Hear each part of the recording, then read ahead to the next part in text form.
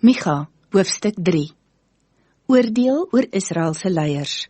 Luister, leiers van Israel, is julle nie veronderstel om te onderskei tussen reg en verkeerd nie? Julle haat egter wat goed is en is lief vir wat sleg is. Julle slag mense lewendig af en skeur hulle vleis van hulle bene af. Julle eet my volk se vleis, sny hulle velle af, breek hulle bene aan stukke. Julle kap hulle op soos vleis vir die kookpot.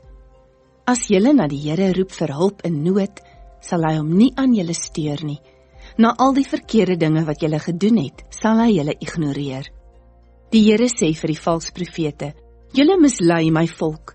Julle beloof vrede vir die mense wat vir julle kos gee, maar verklaar oorlog teen hulle wat weier om te betaal. Dit gaan nag wees vir julle sonder enige visioene. Die duisternis sal maak dat julle niks oor die toekoms kan sê nie.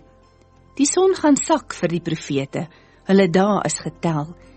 Die sieners sal in die skande kom, die waarsêers sal verleë staan. Uit skaamte sal hulle almal hulle gesigte bedek, want daar is geen antwoord van God nie. Wat my lewe betref, ek is vol van die geesteskrag van die Here. Regverdigheid en sterkte vul my lewe. Sonder enige vrees sal ek met die mense van Israel praat oor hulle opstand en sondes. Luister na my, leiers van Israel. Julle haat regverdigheid en verdraai die reg. Julle bou Jerusalem op 'n fondasie van moord en bedrog. Julle leiers lewer uitsprake vir omkoopgeld.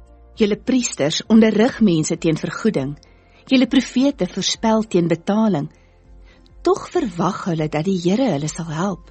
Hulle sê, die Here is by ons, geen kwaad sal ons tref nie. Julle is die oorsaak dat die tempel gaan wees soos 'n omgeploegde land. Jerusalem sal soos 'n puinhoop lyk en die tempelberg soos 'n toegegroeide juwel.